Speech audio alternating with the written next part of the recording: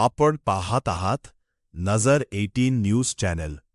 मी सुनील पाटील आपल्या सर्वांचे स्वागत करतो. शासकीय प्रकल्प, शाळा, रुग्णालय, पूल, रस्ते किंवा कोणतीही सार्वजनिक इमारत उभी राहताना तिच्यावर एक कोनशिला बसवली जाते.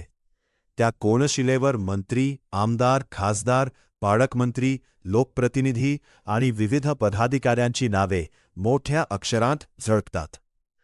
मात्र एक मूलभूत प्रश्न विचारण्याची वेळ आता आली आहे. हा प्रकल्प नेमका कोणाच्या पैशातून उभा राहतो?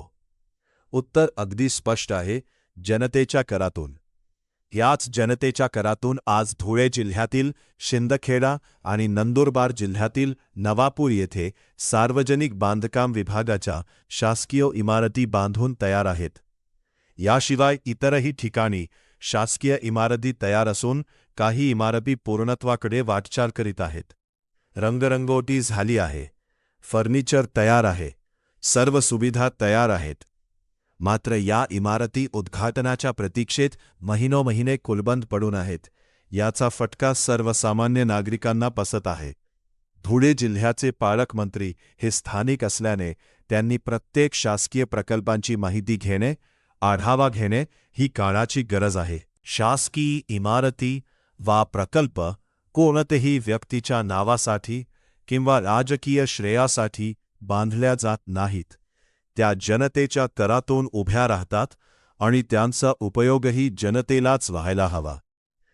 उद्घाटनासाठी मंत्री, खासदार आणि इतर मान्यवरांच्या तारखा जुळत नसतील तर त्याचा फटका नागरिकांनी का सहन करावा?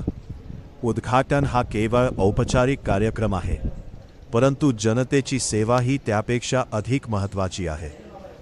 एखादे रुग्णालय, शाळा, कार्यालय किंवा इतर शासकीय इमारत पूर्ण झाली असेल तर ती तातडीने नागरिकांच्या सेवेत दाखल करणे हे प्रशासनाचे प्रथम कर्तव्य आहे. सरकारकडे स्वतःचा पैसा नसतो.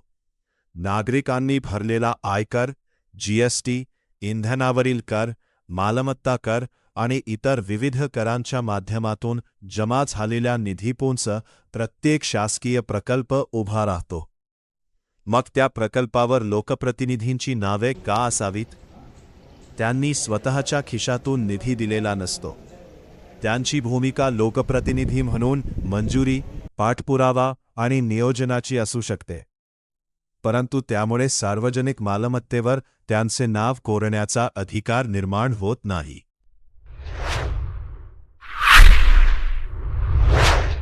लोकशाहीमध्ये सत्ताधारी आणि लोकप्रतिनिधी हे जनतेचे सेवक असतात, मालक नाहीत. कोनशिलेवर नावे कोरण्याची ही परंपरा अनेकदा स्वतःची प्रसिद्धी करण्याचे माध्यम बनते. निवडणुका जवळ आल्या की अशा कोनशिला आणि उद्घाटनाचे राजकारण अधिकच वाढते. विकासापेक्षा श्रेयवादाला महत्त्व दिले जाते. कोनशिलेवर प्रकल्पाचे नाव, खर्च, काम सुरू व पूर्ण होण्याची तारीख, संबंधित विभाग, कंत्राटदार आणि तांत्रिक माहिती असणे अधिक उपयुक्त ठरेल. त्यामुळे नागरिकांना माहिती मिळेल आणि कामाची जबाबदारीही निश्चित करता येईल. परंतु लोकप्रतिनिधींच्या नावामुळे जनतेला कोणताही प्रत्यक्ष लाभ होत नाही. आता केंद्र आणि राज्य सरकारांनी याबाबत स्पष्ट धोरण आणण्याची गरज आहे.